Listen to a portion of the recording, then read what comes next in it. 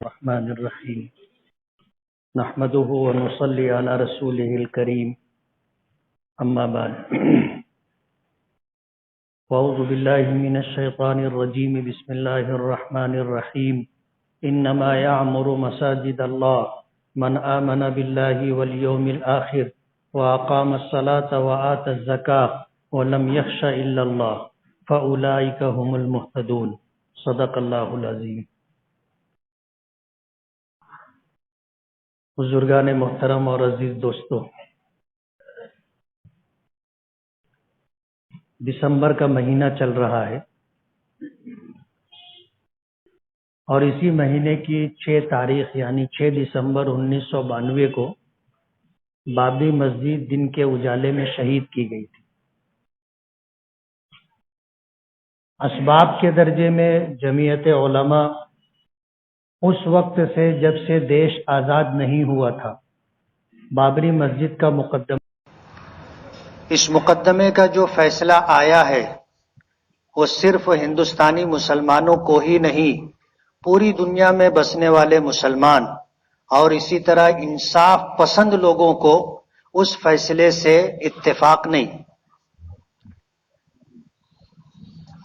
کیوں نہیں ہے یہ آپ اور ہم جانتے، لیکن عدلیہ کے فیصلے کا احترام کرنا ہم مسلمانوں کی سرشت اور عادت رہی ہے۔ ہم نے ہمیشہ اس بات کا اظہار کیا کہ مقدمات کے جو فیصلے کورٹ کے ذریعے سے آتے ہیں ہم اس کا احترام کرتے۔ عجیب و غریب بات ہے کہ جس بنیاد پر مسجد کو شہید کیا گیا یا مسلمانوں سے اس جگہ کو چھینا گیا، وہ دعویٰ یہ تھا کہ اس جگہ پر پہلے رام جی کا مندر تھا جسے ختم کر کے مسجد بنائی گئی۔ سپریم کورٹ کے فیصلے میں یہ بات واضح طور پر موجود ہے کہ یہاں پہ مندر ہونے کا کوئی ثبوت نہیں ہے،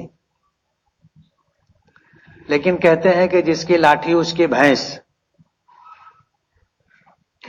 آج اس وقت اس موضوع پر گفتگو کرنا اس لیے ضروری ہے کہ بابری مسجد کو ہم اور آپ بھولتے جا رہے ہیں۔ جب تک سپریم کورٹ کا فیصلہ نہیں آیا تھا ہمیں یہ آس اور امید تھی، بلکہ یوں کہو کہ ہمیں یقین تھا کہ یہ فیصلہ مسلمانوں ہی کے حق میں آنا ہے، اس لیے کہ ثبوت و شواہد دلائل جو ہمارے پاس تھے وہ میں نے خود دیکھے۔ جمعیت علماء کی ورکنگ کمیٹی میں جن لوگوں کو ذمہ داری دی گئی تھی وہ لوگ تمام تر کاغذات کے ساتھ ورکنگ کمیٹی کی میٹنگ میں بیٹھ کر کے اس پر تذکرہ تبصرہ کیا کرتے تھے۔ اس میں میری بھی شرکت رہتی تھی تو ہمیں 100% یقین تھا کہ فیصلہ ہمارے حق میں آئے گا، لیکن ظاہر بات ہے جو ہونا تھا وہ ہو گیا۔ آج اس وقت اس موضوع پر مذاکرہ اس لیے ضروری ہے کہ جب تک یہ فیصلہ نہیں آیا تھا ہماری طرف سے احتجاج ہوتا تھا اور بابری مسجد کی واگزاری کے لیے اور بابری مسجد کی تعمیر جدید کے لیے ہمارے مطالبات تھے، لیکن فیصلہ آ جانے کے بعد حالات تبدیل ہوئے۔ ماضی میں بھی یہ بات آپ کے سامنے رکھی جا چکی ہے کہ مسجد مسلمانوں کی صرف عبادت گاہ ہی نہیں بلکہ مسجد ہمارے لیے اتحاد کی علامت، اتحاد کی جگہ اور ہمارے لیے مرکزیت کا مقام ہے۔ اسلام کے علاوہ کسی مذہب میں یہ چیز آپ کو نہیں ملے گی۔ مسجد ہم کیوں بناتے ہیں؟ با جماعت نماز ادا کرنے کے لیے۔ دوسرے مذاہب میں جو عبادت گاہیں بنائی جاتی ہیں وہ صرف عبادت کے لیے ہوتی ہے، مرکزیت کے لیے نہیں ہوتی۔ جو جب چاہے جا کر کے ان کے مذہب اور دھرم کے اعتبار سے جو کر سکتا ہو کرے، ہاتھ جوڑنا ہو ہاتھ جوڑے، جھکنا ہو جھکے، ماتھا ٹیکنا ہو ماتھا ٹیکے، مانگنا ہو مانگے۔ اجتماعیت اور مرکزیت دوسرے مذہب کی عبادت گاہوں میں نہیں ہے. ہمارے یہاں نماز کے لیے پوری دنیا کی زمین، روئے زمین کو مسجد بنایا گیا ہے، یعنی سجدہ گاہ. اسلام کے علاوہ دیگر تمام مذاہب میں یہ پابندی ہے کہ ان کے یہاں عبادت صرف عبادت گاہ میں ہوگی. یہودی کو عبادت کرنا ہے وہ اپنے صومعہ میں جائے گا، کسی کرسچن کو عبادت کرنا ہے اسے چرچ میں جانا ہوگا، ہندو کو عبادت کرنا ہے تو اس کے لیے مندر چاہیے، چاہے پھر وہ مندر بڑا ہو یا چھوٹا ہو یا اپنے گھر میں ہو، لیکن مندر چاہیے. سکھ برادری کو گردوارا چاہیے. ایک مسلمان ہے کہ وہ پوری دنیا میں جہاں چاہے وہاں نماز پڑھ سکتا ہے. نبی کریم صلی اللہ علیہ وسلم کو جو خصوصیات عطا کی گئی تھیں، 5 خصوصیات، ان 5 خصوصیات میں سے ایک یہ ہے کہ پوری روئے زمین کو سجدہ گاہ بنا دیا گیا ہے. ایک مسلمان جب نماز کا وقت ہوگا، نماز پڑھنا چاہے تو وہ کہیں بھی نماز پڑھ سکتا ہے. اپنے گھر میں بھی پڑھ سکتا ہے، گھر کے باہر راستوں پر پڑھ سکتا ہے، لیکن راہگیر کو تکلیف نہیں ہونی چاہیے. دوسرے کی زمین ہے، اگر اس کو اعتراض نہیں ہے تو اس کی زمین پر عبادت کی جا سکتی ہے. اگر کسی کا مکان ہے یا کسی کی مخصوص جگہ ہے جہاں اس کی اجازت کے بغیر داخل ہونا منع ہے، نماز کے لیے اس کی اجازت لینی پڑے گی، اور ہمیں موقع مل جائے ہم وہاں پر نماز پڑھ سکتے ہیں. مسجد ضروری نہیں ہے، اور اگر اسلام نے مسجد بنانے کا حکم دیا ہے تو مسجد اس لیے بنائی گئی ہے تاکہ مسلمان متحد ہو کر کے جماعت کے ساتھ 5 وقتہ نماز ادا کر سکے. اکیلے نماز پڑھنے کے لیے پوری دنیا، پوری جگہ، پوری زمین اللہ نے ہمارے لیے سجدہ گاہ بنائی. تو مسجد صرف عبادت گاہ نہیں بلکہ یہ ہمارے اتحاد اور مرکزیت کی جگہ ہے. اور اسلام کے علاوہ دوسرے کسی مذہب میں یہ بات نہیں پائی جاتی. ہمارے اجتماع کی 2 جگہ ہے، ایک تو مسجد ہے اور ایک حج کی عبادت ہے. مسجد محلے کی مسجد ہو، مسجد محلے کے لوگ اکٹھا ہوتے، جامع مسجد میں پورے شہر کے لوگ اکٹھا ہوتے، اور مسجد الحرام اور مسجد نبوی میں پوری دنیا کے مسلمان اکٹھا ہوتے. یہ جو مرکزیت ہے اس کے بے شمار فوائد اور بے شمار حکمتیں. میں اس موضوع پر نہیں بات کرنا چاہتا، کبھی یار زندہ صحبت باقی، کبھی رہے گی زندگی اور موقع آئے گا تو اس پر بات کریں گے. آج اس وقت مجھے جو بات کہنی ہے کہ جب تک سپریم کورٹ کا فیصلہ نہیں آیا تھا، سبب کے درجے میں ہماری جدوجہد اور کوشش جاری تھی، اور ماضی میں میں نے اسی جگہ سے یہ بات کہی تھی کہ سامنے سے اس بات کا مطالبہ کیا جا رہا ہے، بڑی بڑی پیشکش کی جا رہی ہے کہ آپ مسجد ہمیں دے دیں، لیکن کوئی مسلمان اس کے لیے تیار نہیں تھا. وجہ اس کی یہ تھی کہ مسجد ہماری ملکیت نہیں ہے، مسجد اللہ کی ملکیت ہے. ہم نہ اسے بیچ سکتے ہیں، نہ خرید سکتے ہیں، اور نہ یہ مسجد ہم کرائے پر دے سکتے ہیں. مسجد کی جگہ ہو ملکیت، وہاں وہ کرائے پر دی جا سکتی ہے، مسجد کرائے پر نہیں دی جا سکتی. اور جس جگہ ایک مرتبہ مسلمانوں کی جماعت مل کر کے ایک نماز با جماعت ادا کر لے اور وہ جگہ وقف کر دی گئی ہو تو یہ جگہ مسجد شرعی ہے اور قیامت تک مسجد رہے گی. یہ نہ خریدی جا سکتی ہے، نہ بیچی جا سکتی ہے، نہ کرائے سے دی جا سکتی ہے، نہ کسی کو ہیبہ اور بخشش کی جا سکتی. ہمارے اکابرین اور بزرگوں نے یہی جواب دیا کہ ہم اس کے مالک نہیں ہیں. اگر ہم مالک ہوتے اور مسجد ہماری ملکیت ہوتی تو اس تعلق سے ہم آپ سے بات کر سکتے تھے اور سوچ سکتے تھے کہ دینا ہے کہ نہیں دینا ہے، لیکن جو چیز ہماری ملکیت ہی نہیں ہے ہم اس کے تعلق سے آپ سے کیا بات کریں؟ مسجد اللہ کی ملکیت ہے، اور اللہ کی ملکیت میں کوئی چیز دی تو جا سکتی ہے لیکن اللہ کی ملکیت سے وہ چیز نکالی نہیں جا سکتی. اس لیے مسجد شریف قیامت تک مسجد رہے گی، نہ کوئی اس کا مالک بن سکتا ہے، نہ اسے بیچ سکتا ہے، نہ کوئی خرید سکتا ہے، نہ ہبہ و بخشش کی جا سکتی ہے، نہ اس جگہ کو کرائے پر دیا جا سکتا ہے.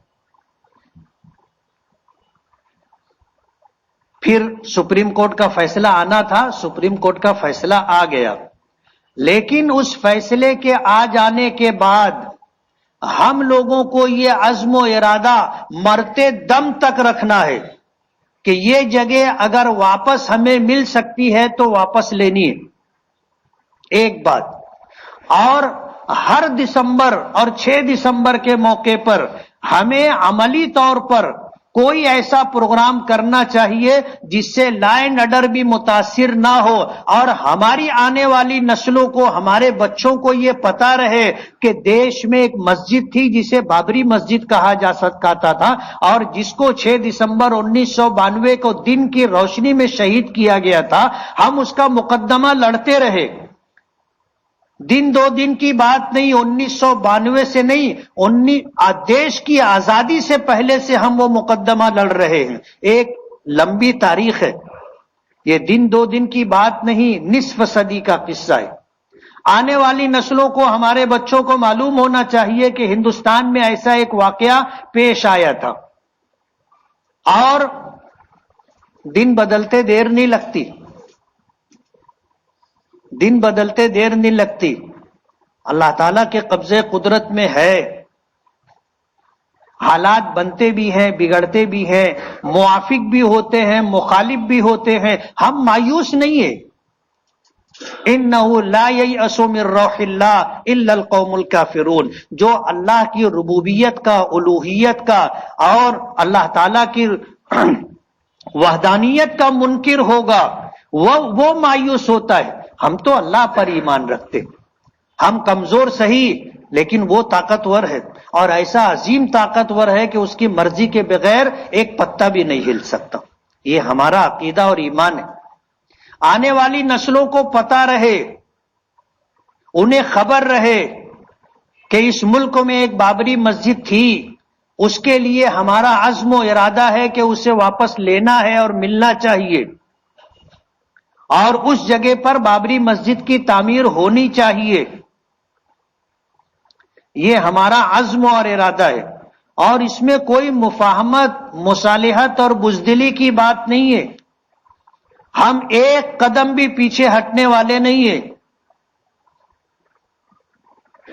ہم لا اینڈ آرڈر خراب نہیں کرنا چاہتے، لیکن آنے والی نسلوں کو ہم یہ پیغام دینا چاہتے، انہیں پتہ رہنا چاہیے کہ کیا تھا، کیا ہے، کیا کرنا ہے. تو میں یہ عرض کر رہا تھا کہ مسجد ہماری صرف عبادت گاہ ہی نہیں ہے. ہم آتے ہیں یہاں 5 وقتہ نماز باجماعت ادا کرتے ہیں، اسی لیے مسجد بنائی گئی ہے. ہم اکیلے نماز پڑھتے ہیں، ایک نماز کا ثواب ملتا ہے. ہم جماعت سے نماز پڑھتے ہیں، وہ جماعت جو مسجد سے باہر ادا کی جائے 27 گنا اجر و ثواب بڑھ جاتا ہے. وہی جماعت مسجد میں ادا کی جائے تو 27 گنا ثواب کے ساتھ مسجد میں نماز پڑھنے کا ثواب بھی ملتا ہے. اور مسجد میں نماز پڑھنے کا کیا ثواب ہے یہ ہمیں بتایا نہیں گیا. شریعت کا ایک مزاج ہے کہ جب بہت زیادہ اجر و ثواب ہوتا ہے تو اسے مخفی رکھا جاتا ہے، اسے مخفی رکھا جاتا ہے. اس لیے کہ کچھ کج فہم لوگ ہوتے ہیں، کچھ ایسے لوگ ہوتے ہیں جو اپنی عقل کو معیار مانتے ہیں، تو ان کو یہ بات ہضم نہیں ہوتی، ان کے گلے کے نیچے نہیں اترتی کہ ایک چھوٹا سا عمل اور اتنا زیادہ اجر و ثواب.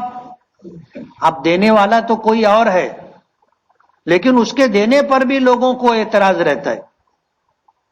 جیسے 3 مرتبہ سورہ اخلاص کے پڑھنے پر اللہ پاک پورا قرآن پاک پڑھنے کا اجر دیتے.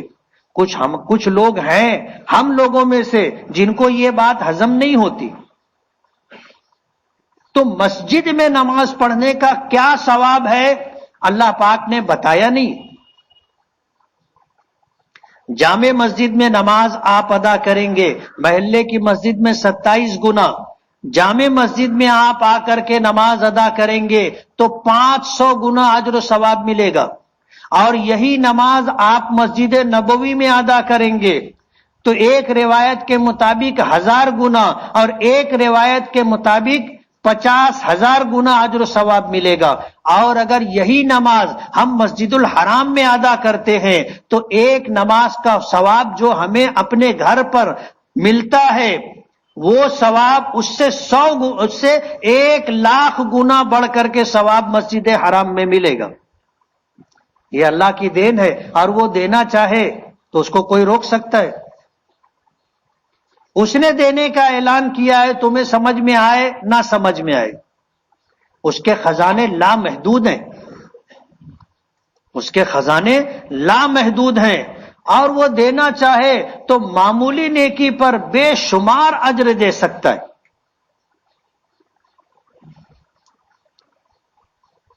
اس لیے مسجدیں عبادت گاہ ہیں.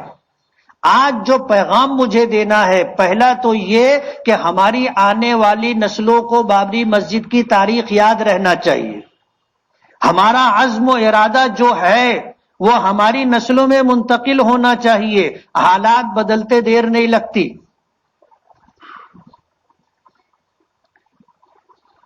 میں اس پر زیادہ نہیں کہنا چاہتا، آپ سمجھدار ہیں، سمجھ سکتے. بندوں کے قلوب ان قلوب عباد اللہ بین اصبعی الرحمن یقلبها کیف یشاء. بندوں کے دل اللہ کی 2 انگلیوں کے درمیان ہوتے، اللہ جس طرف چاہتے ہیں اس طرف پھیر دیتے. اس لیے پہلا پیغام آنے والی نسلوں کو بابری مسجد کی تاریخ یاد رہنی چاہیے. یہ کیسے یاد رہے گی؟ ظاہر بات ہے ہم یاد رکھیں گے تو ان کو یاد رہے گی، اور ہم ہی بھول جائیں گے تو آنے والی نسلوں کو کہاں سے اس کا پتہ چلے گا؟ ایک بات. اور دوسرا پیغام جو مجھے دینا ہے، ہم بابری مسجد کے لیے اتنا کیوں بے چین ہیں اور اس کے لیے یہ سارے پروگرام کیوں بناتے ہیں؟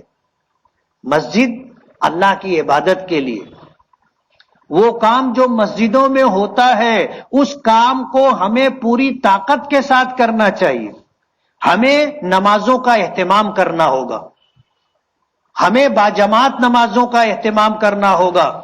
سرکار دو عالم صلی اللہ علیہ وسلم کے زمانے میں مسجد میں 5 وقتہ نماز باجماعت ادا کی جاتی تھی. دین کے سیکھنے اور سکھانے کا سلسلہ ہوتا تھا. مسجدوں میں مسلمانوں کے باہمی معاملات سلجھائے اور نمٹائے جاتے تھے. آنے والے مستقبل کے لیے سر جوڑ کر کے بیٹھ کر کے رائے مشورے کے بعد فیصلے لیے جاتے تھے. اس زمانے میں جب حضور ہمارے درمیان موجود تھے، مسلمانوں کی غیروں کے ساتھ جو جنگیں ہوئی ہیں اس کے مشورے اور تیاری بھی مسجد میں ہوا کرتی تھی. اور ایک موقع پر جب لوگ گرفتار ہوئے تھے تو ان گرفتار لوگوں کو مسجد میں ہی رکھا گیا تھا. مسجد میں ہی ان قیدیوں کو رکھا گیا تھا. کتنے لوگ تھے جو مسلمانوں کی عبادت، نماز، تلاوت، تعلیم و تعلم دیکھ کر کے انہوں نے ایمان قبول کیا. تو مسجد ہماری عبادت کی جگہ ہے. ہم مسجد کے لیے اگر جد و جہد اور کوشش کر رہے تھے تو ہمیں اس سے بڑھ کر کے مسجد جس مقصد کے لیے بنائی گئی ہے، نماز، باجماعت نماز، دین کا سیکھنا سکھانا، باہمی مشورے، مسلمانوں کے عائلی مسائل حل کرنے کی یہ جگہ ہے. اور یہ کام ہمیں پوری طاقت سے کرنا ہے. لوگ نماز نہیں پڑھتے اور بابری مسجد کی بات کرتے. میں پوچھتا ہوں ان کو کیا حق ہے اس بات کا؟ مسجد کیوں بنائی گئی؟ مسجد عبادت کے لیے بنائی گئی. آپ عبادت ہی نہیں کرتے تو پھر مسجد کی بات کرنے کا آپ کو کیا حق ہے؟ اس لیے یہ پیغام دینا چاہتا ہوں میں کہ اگر آپ کو مسجد سے تعلق ہے تو مسجد سے جڑے اعمال کا آپ کو اہتمام کرنا ہوگا. زبانی جمع خرچ کے لیے ہمارا مذہب نہیں ہے. نبی کریم صلی اللہ علیہ وسلم نے مسجد بنائی اور کتنے اہتمام کے ساتھ بنائی. تو مسجد عبادت گاہ بھی ہے، ہمارے اتحاد اور مرکزیت کی علامت بھی ہے. نبی کریم صلی اللہ علیہ وسلم کے زمانے سے لے کے آج تک مسجد کی ایک تاریخ رہی ہے، اور اللہ کا بہت بڑا احسان ہے کہ یہ فضیلت اور یہ شرف صرف مسلمانوں کو ہے جو ان کے مذہب دین اسلام نے دیا ہے کہ مسجد صرف عبادت گاہ نہیں بلکہ اتحاد اور مرکزیت کی علامت بھی. اور دوسروں کو یہ بات، دوسرے مذاہب کے لوگوں کو ان کی عبادت گاہوں کو حاصل نہیں ہے. آج جو اسلام دشمن طاقتیں ہیں، جو مسلم دشمن لوگ ہیں، ان کو یہی چیز کھٹکتی ہے کہ یہ مسلمان دن میں 5 مرتبہ اکٹھے ہوتے، جمعہ کے دن جامع مسجد میں اکٹھا ہوتے ہیں، عیدین کا موقع ہوتا ہے عیدگاہ پر اکٹھے ہوتے ہیں، اور حج کا موقع ہوتا ہے تو مسجد حرام اور مسجد نبوی میں اکٹھا ہوتے. اور ظاہر بات ہے اس کے پیچھے جو حکمتیں اور مصلحتیں ہیں وہ بے شمار ہیں. انہیں پتا ہے، ہمیں پتا نہیں ہے.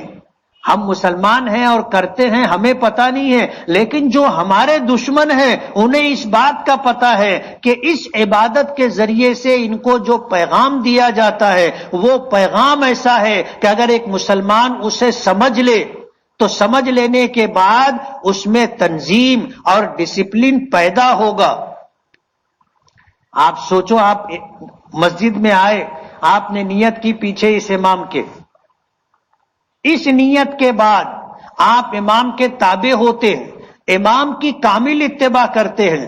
امام کی کوئی مخالفت کرتا ہے کہ امام کھڑا ہو اور کوئی رکوع میں ہو، امام رکوع میں ہو کوئی سجدے میں ہو؟ آپ نے کبھی دیکھا؟ یہ جو تنظیم اور ڈسپلن ہے نماز کے ذریعے سے جو دی جاتی ہے، کوئی مسلمان امام کی مخالفت نہیں کرتا اور پیش قدمی بھی نہیں کرتا. پیش قدمی سمجھتے ہو؟ امام سے پہلے کوئی رکوع میں جاتا ہے، امام سے پہلے کوئی سجدے میں جاتا ہے. نماز پڑھ رہا ہے، امام کی نہ مخالفت ہوتی ہے نہ امام کی پیش قدمی ہوتی ہے امام سے.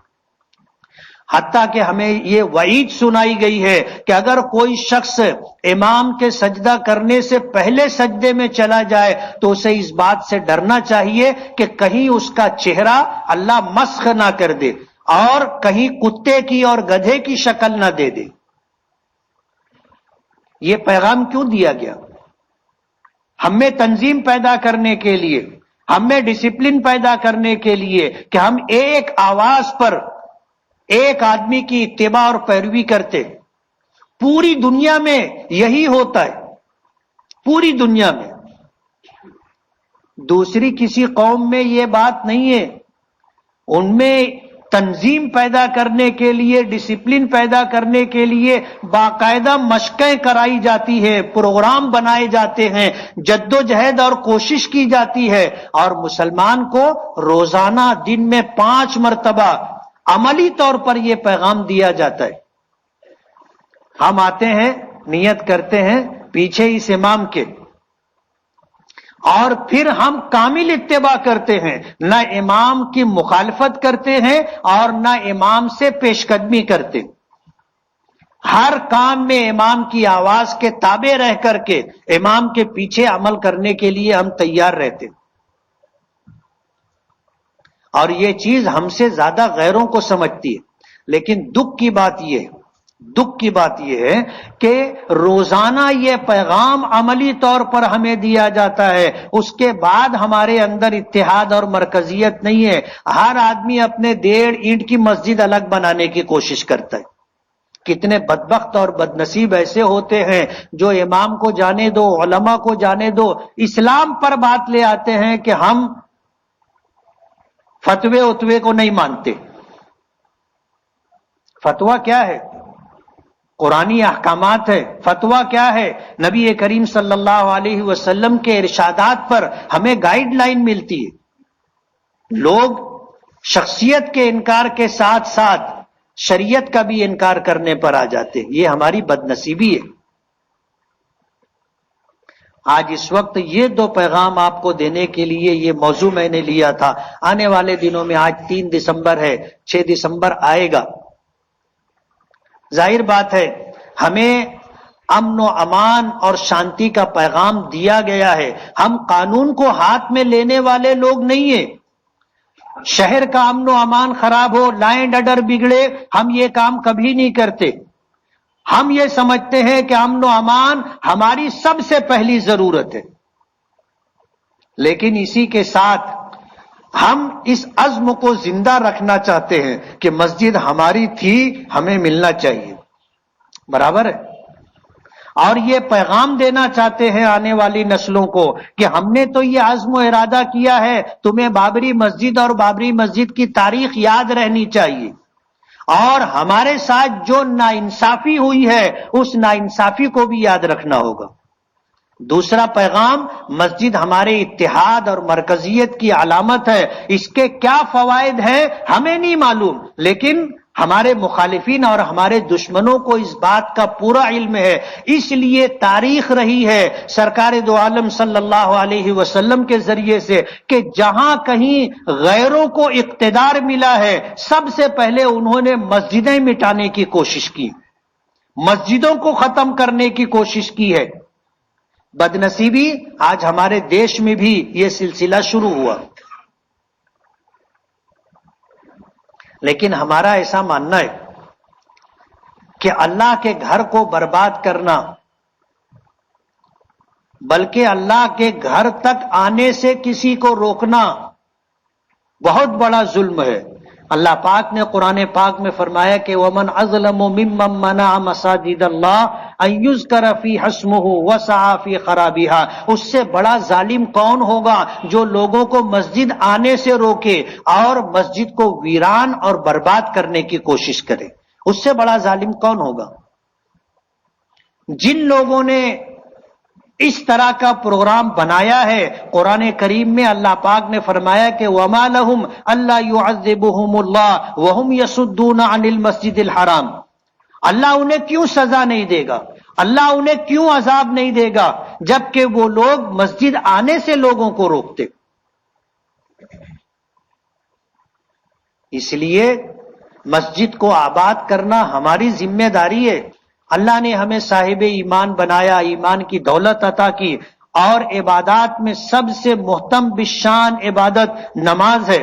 حضرت عمر فاروق رضی اللہ تعالی عنہ نے جب اپنے دور خلافت میں گورنروں کو علاقے سپرد کیے تھے تو ان کو یہ پیغام بھی دیا تھا کہ ان من اہم الامور الیہ، میرے نزدیک سب سے زیادہ محتم بالشان چیز یہ ہے الصلاۃ، نماز قائم کرنا۔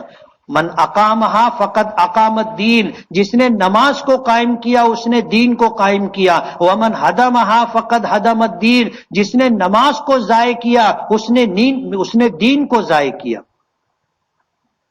اس لیے اگر بابری مسجد سے ہمیں ذرا بھی تعلق ہے، واقعی اگر ہمیں محبت ہے اور اس مسئلے کی ہمیں فکر ہے، تو مسجد والے اعمال زندہ کرنا ہماری ذمہ داری ہے۔ ہم 5 وقتہ نماز باجماعت کا اہتمام کریں، ہم دین کو سیکھنے سکھانے کا اہتمام کریں، ہم مسجد کو اپنے اتحاد اور مرکزیت کو باقی رکھنے کا ذریعہ بنائیں، اور آنے والی نسلوں کو مسجد کی تاریخ یاد دلائیں۔ یہ 2 پیغام دینے کے لیے آپ کے سامنے کھڑا ہوا تھا۔ اللہ تعالی ہمیں عمل کی توفیق عطا فرمائے۔ وآخر دعوانا ان الحمد للہ رب العالمین۔ جن ساتھیوں نے سنت نہ پڑھی ہو وہ سنتیں پڑھ لیں۔